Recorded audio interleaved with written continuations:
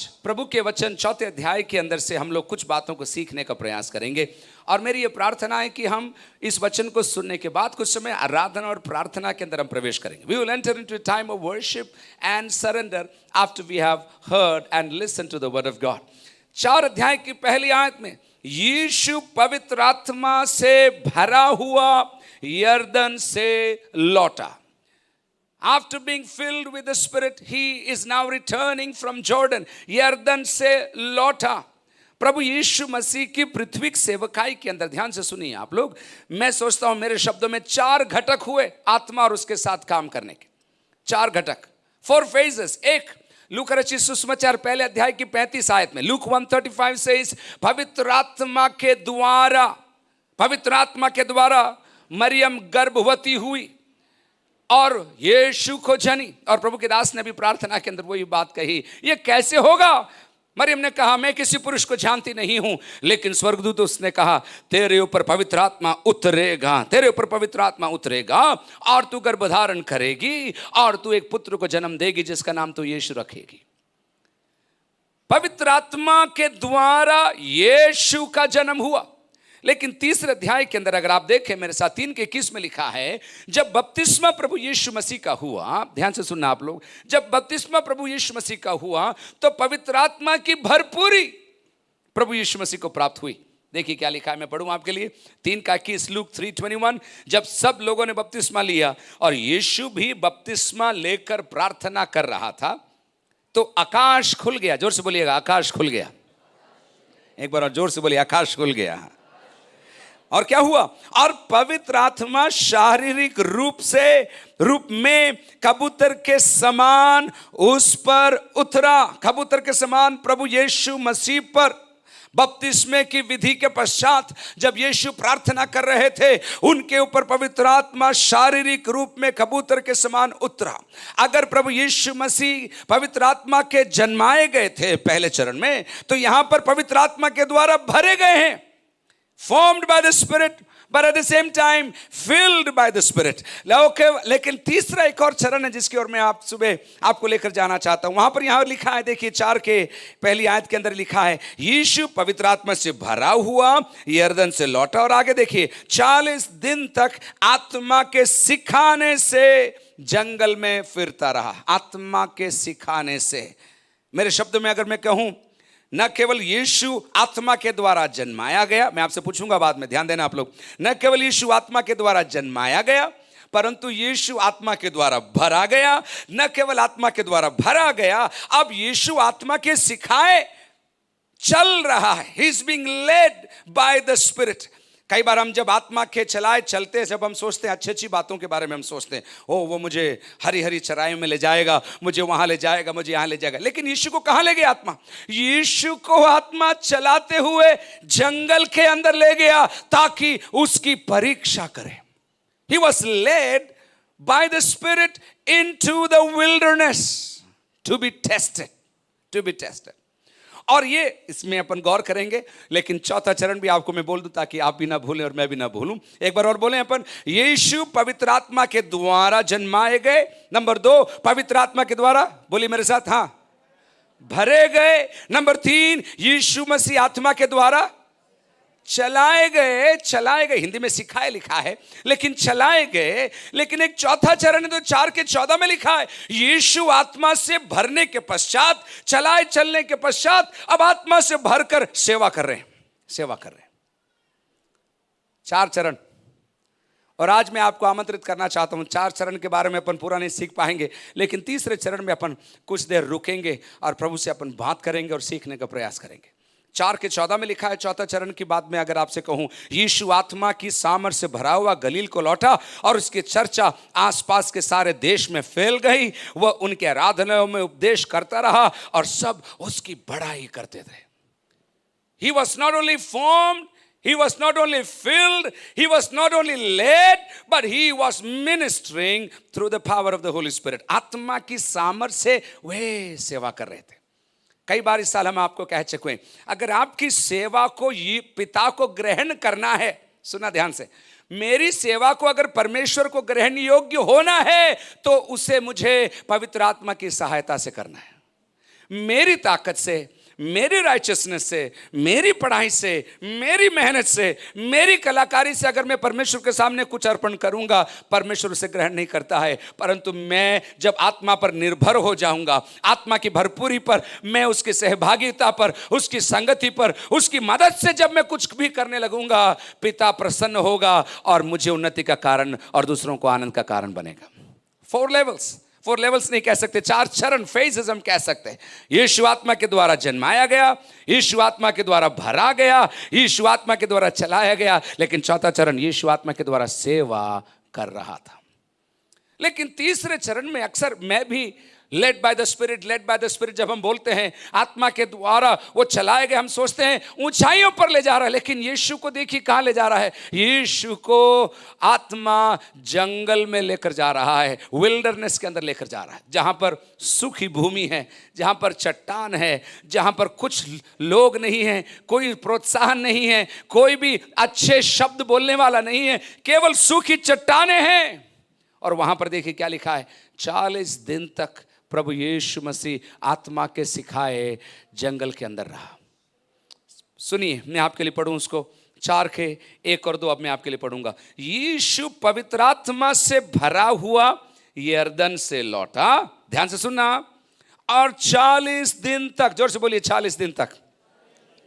आप बोलेंगे तो आपको रुचि रहेगी और आप जुड़े रहेंगे। 40 दिन तक, जोर से बोलिए, हाँ एक बार जोर से बोलिए, 40 दिन तक।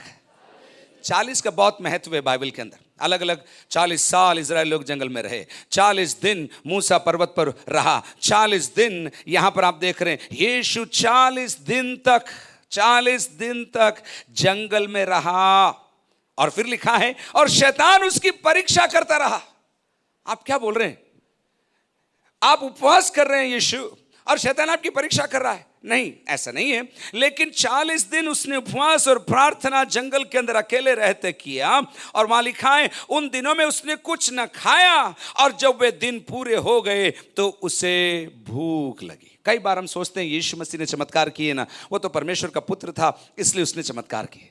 मैं आपको इन आयतों से सिखाना चाहता हूं, यीशु ने पृथ्वी पर जो भी कार्य किए वो परमेश्वर के पुत्र होने के नाते नहीं, पर वो मनुष्य के पुत्र था, और इसलिए उसे उपवास और प्रार्थना और आत्मा की मदद लगी, इसलिए उसने इन कार्यों को किया ताकि वो जाके सेवा के कार्य को कर सके। कभी कभी हम सेवा करने में बहुत जल्दीबाजी करते हैं, कभी कभी हम कुछ प्रभु के लिए करने के लिए बहुत बहुत उतावले हो जाते हैं। लेकिन यीशु से सीखिए, आत्मा के सिखाए हुए वो जंगल के अंदर गया, और जंगल के अंदर उसको अवार्ड नहीं मिल रहा है, जंगल के अंदर उसे रिवॉर्ड नहीं मिल रहा है, लेकिन जंगल के अंदर क्या हो रहा है? उसकी टेस्टिंग हो रही है, टेस्टिंग हो रही है।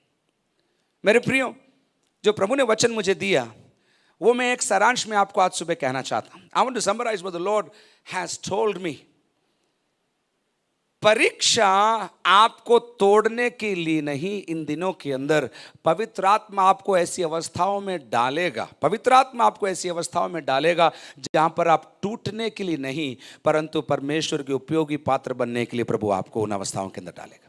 He will put you through situations that are not only tough but crucial, almost annoying, situations that you want to avoid with all your strength. God will lead you into those, not to harm you, आपको बुराई के लिए नहीं, आपको निंदित होने के लिए नहीं, लेकिन आपको परखने के लिए और आपको निखारने के लिए प्रभु कठिन अवस्थाओं के अंदर से प्रभु आपको डालेगा। और यहां पर मैं याकूब की पत्री में आपको लेकर जाना चाहता हूं और वहां से मदद लेना चाहता हूं कुछ बातों को सीखने के लिए। और आज सुबह मैं आपके साथ ये तीसरा जो आत्मा के चलाए चलने की जो बात हो रही है उसको समझने और सीखने के लिए हमको 2 शब्द बार बार हिंदी में मैं आपको कहूंगा, प्रलोभन और परीक्षा। परीक्षा और प्रलोभन, इनके फर्क को हमको समझना पड़ेगा। और प्रभु करे कि पवित्र आत्मा आपकी आंखों को दृश्यमान करे, पवित्र आत्मा आपकी आंखों को खोल दे। कल हम फिलाडेल्फिया के पास्टर्स हर शनिवार को हम लोग 12 से 1 बजे तक दिन में प्रार्थना करते हैं। कल 7-8 विषय ऐसे दुआ प्रभु ने करवाई आंखों को खोलने के मामले में। इमाउस के शिष्यों के आंखों को प्रभु ने खोला है, एलीशा के सेवक को परमेश्वर के आंखों को परमेश्वर ने खोला। भजनकार कहता है मेरी आंखों को खोल कि तेरी अद्भुत बातों को मैं देख सकूं। लौट कर आते हैं याकूब की पत्री के अंदर। आइए याकूब की पत्री उसके दूसरा अध्याय है और उसकी क्षमा करें, पहले अध्याय उसकी 12 आयत से आगे।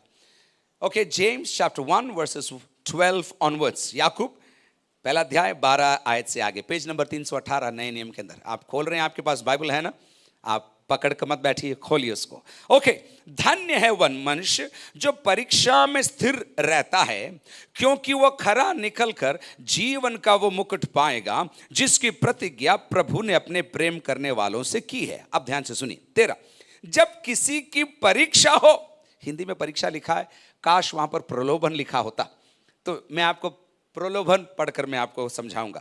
जब किसी का प्रलोभन हो तो वह यह ना कहे कि मेरी परीक्षा परमेश्वर की ओर से होती है, क्योंकि ना तो बुरी बातों से परमेश्वर किसी की परीक्षा, ना तो बुरी बातों से परमेश्वर की परीक्षा हो सकती है और ना वह किसी की परीक्षा आप करता है, परंतु प्रत्येक व्यक्ति अपनी ही अभिलाषा से खिंचकर और फंसकर प्रलोभन, मैं पढ़ रहा हूं, प्रलोभन में पड़ता है।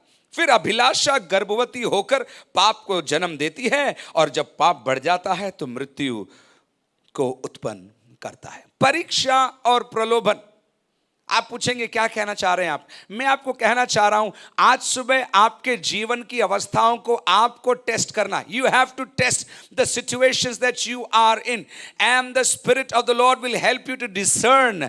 परख का आत्मा आपकी मदद करेगा कि आप समझ सकें आपकी जीवन की अवस्था क्या है, आपके जीवन के अंदर की अवस्था क्या है। और यहां पर याकूब कह रहा है परख और प्रलोभन, परीक्षा और प्रलोभन। इंग्लिश में अगर हम कहें ट्रायल्स या फिर टेम्पटेशंस, परीक्षा या प्रलोभन।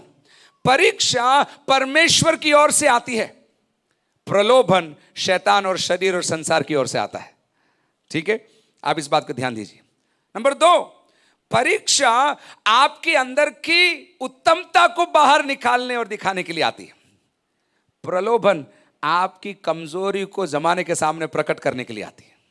आप कितने कमजोर हैं ये दिखाने के लिए आती है। और इसके बीच का फर्क क्या है वो मैं नहीं बताऊंगा, आपको मालूम है।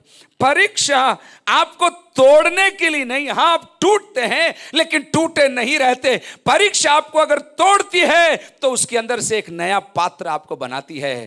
प्रलोभन आपको तोड़ता है, शर्मिंदा करता है, ग्लानि उत्पन्न करता है, और उसके बाद आपको वहीं रखता है और आपका मजाक उड़ाने का प्रयास शैतान करता है। परीक्षा और प्रलोभन।